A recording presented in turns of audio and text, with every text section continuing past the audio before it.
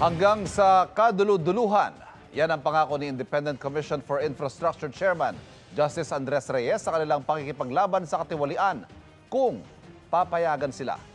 May mga kinakaharap din pagsubok ang ICI dahil mag-isa na lang na miyembro nito, si Justice Reyes. Nakatutok si Joseph Moro.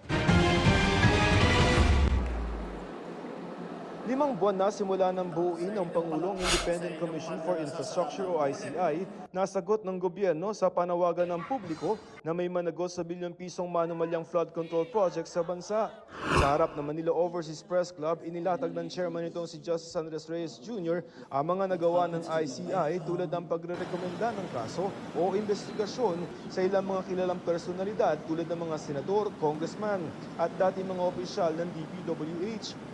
Bukod pa yan sa mga napa-freeze na mga assets na mga sangkot sa anomalya. Bahagi ito ng report na isinumite nila sa Pangulo. Hindi na naitago ni Justice Reyes ang disgusto niya sa mga sangkot. Masyado silang swapang too selfish, Sabi ni Justice Reyes, mas marami para sanang mairerekomendang investigahan o kasuhan ng ICI, pero yan ay kung papayagan ito. You can trust us and we will not abandon our fight against corruption. We will fight to the very end if allowed. May Independent Commission for Infrastructure o ICI pa naman sa ngayon, pero nalalagay ito ngayon sa alanganin dahil solo na lamang na commissioner si Justice Andres Reyes Jr. matapos magbitiw sa pwesto noong Disyembre ni na dating DPWH Secretary Rogelio Singson at auditor na si Rosana Fajardo. Sana nga more, but wala na akong member I cannot function because I'm by myself. Marami pang nakabinbin na trabaho ang ICI, kasama na rito ang nasa 100 mga kahon ng ebidensya sa mga flood control projects sa bansa na isinumite ng PNP Criminal Investigation and Detection Group o PNP-CIDG.